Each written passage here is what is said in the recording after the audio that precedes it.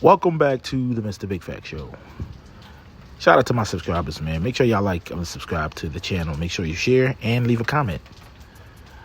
Now, we got a little discussion we got to talk about, guys. Now, y'all know me. I'm a staunch advocate for unity amongst black people, worldwide, international, amongst the diaspora, all that. I'm not for hate. I'm not for games. I'm serious. And, for the past couple years, we've been seeing people come around, snake oil salesmen, scam artists that come within the black community and try to, basically distract us from what's really going on. And one of the issues I want to discuss real quick is the fact that, Donald Trump, as we all know, is basically trying to sue the IRS for $10 billion. See, people don't know these things, The IRS, who takes our tax money, our tax dollars is in there. This president is trying to sue the IRS for $10 billion because somebody released his tax returns. Now, obviously, there was a time when presidential candidates would voluntarily show their tax returns.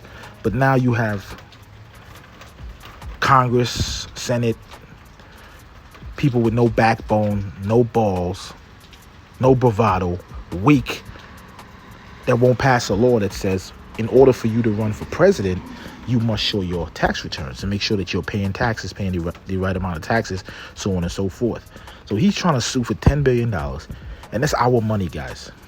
So these are the things what pisses me off. You have the Tariq, or as I call them, Tariq, and these guys that are trying to distract you and have you laugh at Africans and make stupid little jokes on Twitter when we have real issues, and y'all wonder why reparations are not coming and why there's no money to pay for reparations, because you have these crooks like Donald Trump that's out here raping the Treasury or attempting to rape the Treasury, not paying his taxes, not paying his fair share, and he's a billionaire, right?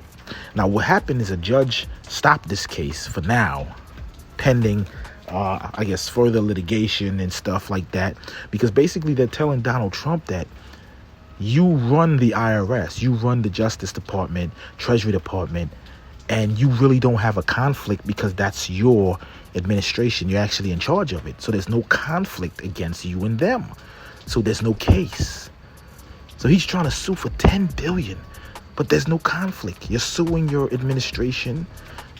You're suing the IRS, which is underneath your control. You're suing the Justice Department is under your control, and basically they can just go in there and just give you money. So what's stopping you from just going in there and taking the money? Well, he can't do that because that'll be stealing. So what he wants is a judge to put a paper stamp on it so he can go in and get $10 billion of our hard tax paying dollars to put in his pocket. And he lies and said, I'm going to give it to charity.